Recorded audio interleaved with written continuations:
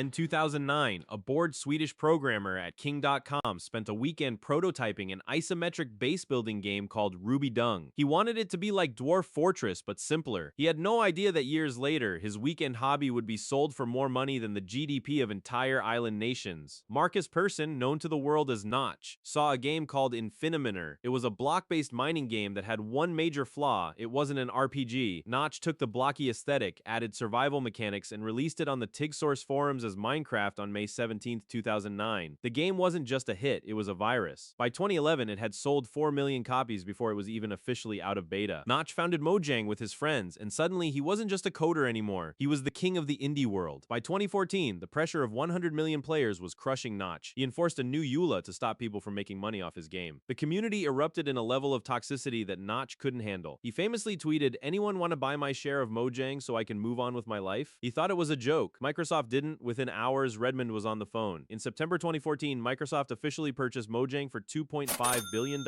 Notch walked away with a 71% stake in cash. He was now a billionaire, but he had just sold his soul's work. Notch outbid Beyonce and Jay-Z for a 23,000 square foot mansion in Trousdale Estates. It had a candy room, a car lift, and a view of all of LA. But the mansion was empty. In 2015, he began tweeting his descent into isolation. He wrote that the problem with getting everything is you run out of reasons to keep trying. He realized the imbalance of wealth made normal human interaction impossible. His friends had jobs. He had infinity. He watched his reflection in his monitor while his creation continued to grow without him. He had the money, but he had lost the connection to the world he built. In March 2019, Microsoft did something unprecedented. In a 19W13A snapshot, they quietly removed every reference to Notch from the game's splash screens. Phrases like "made by Notch" and "the work of Notch" were scrubbed from history. He was still in the credits, but his spirit was gone from the main menu. When Minecraft celebrated its 10th anniversary, the man who built the first block wasn't even invited. Microsoft stated his views did not reflect those of the company. Notch had become so controversial that his own child, the game itself, was told he wasn't allowed to see him. Minecraft is bigger now than it ever was under Notch. With 350 million copies sold and a massive movie on the horizon, it is the ultimate corporate success story, but many old school players claim the soul left the game when the founder was exiled. Is it better to be a small indie gem or a giant corporate machine? Notch is still mentioned in the NPOEM as a man called Marcus. He is the ghost in the machine. So I have to ask you, would you take the billions if it meant you could never see your greatest creation ever again?